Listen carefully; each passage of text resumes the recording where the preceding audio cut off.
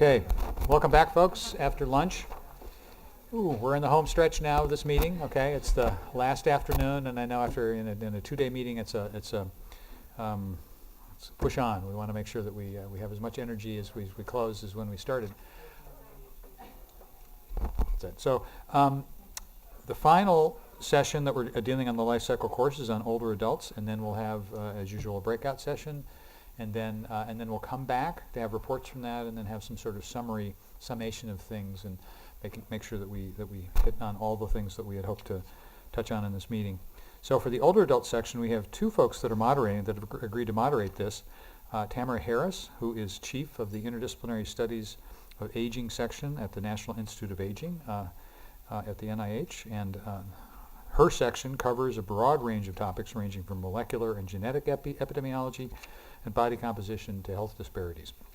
The goal of this research is to identify new risk factors for disease and disability amenable to intervention. And then David Klurfeld, who has been National Program Leader for the Human Nutrition and Agricultural Research Service of the U.S. Department of Agriculture since 2004. David is responsible for the scientific direction of the intramural human nutrition research conducted by USDA labs. And his research focuses on the relationship of diet and prevention of chronic diseases such as cancer, heart disease, and gallstones. And among his scientific discoveries are the first demonstration, oh, this is great, that red wine consumption resulted in fewer cardiovascular lesions. I didn't know you did that. Cheers. And that the cholesterol-filled cells in human arterial lesions are white blood cells, and that reducing calories was more important than reducing fat in diet for decreasing cancer growth. So this is great, a great distinguished moderator here. So and both moderators. So again, welcome, and they will introduce the session and tee things up, and then moderate. Thanks. So good afternoon. Of the two speakers, I'm not David. Okay. I thought I would start out just by giving some general points about aging. The first is we've had a lot of discussions about outcomes as part of this meeting, and I wanted to make the point that in old age death, which is usually thought of as the worst outcome in most epidemiologic and other studies, may not be the worst outcome in old age. That cognitive and physical disability that limits independence is frequently thought of as the worst outcome and is really the most feared by older individuals. The second issue that I wanted to just mention is that when we talk about older adults, we're not talking about just one population, but there are at least three major subgroups.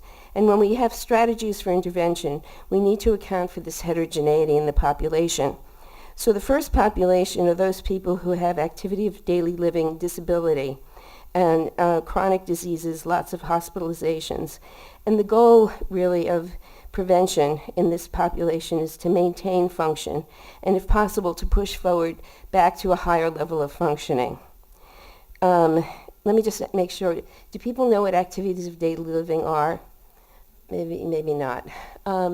These are things that are done that are necessary, performance measures that are necessary for maintaining everyday living. So it's things like washing, dressing, bathing, toileting, combing your hair, eating.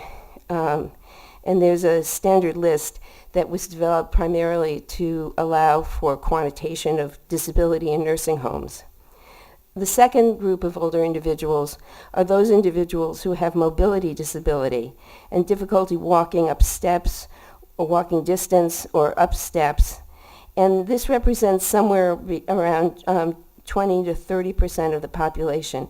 And the preventive message here is to maintain their level of disability and not fall into activities of daily living disability, including difficulty walking short distances.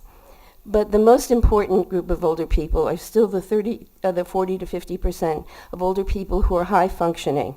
That is, they have no basic disability, no mobility disability, few chronic diseases, and few hospitalizations. And these are really the invisible elderly.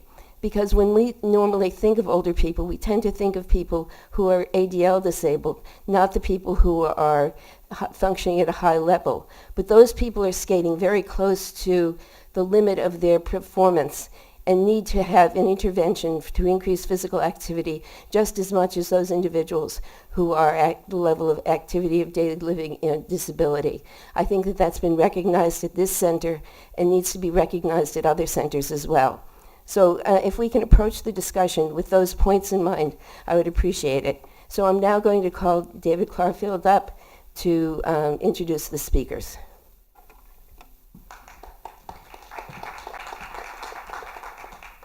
So most of you have gone to college and you'll recognize that I'm not Tamara. It's obvious from her remarks that she really eats, sleeps, and lives this topic. I was chosen to be a co-moderator because I am an older adult. And in preparation for this, I actually asked the three speakers, what's your favorite color? So we've got black, green, and orange. And that's really significant because you're going to get the whole spectrum from those three speakers. And the first speaker is Sai Krupa Das, who's one of my people. She's at the USDA Human Nutrition Center on Aging at Tufts University. She's also on the faculty of the Friedman School of Nutrition there. And Sai's research focus includes energy metabolism, obesity, and body weight regulations in humans, along with effects of caloric restriction. She's a co-investigator on a project examining the use of spoken language for recording food intake, and co-founded the International Obesity Consortium, in which he's working with partners from around the world to examine eating behaviors and barriers to weight control. And this afternoon she's going to talk about current technologies in diet assessment and intervention. Sai, please.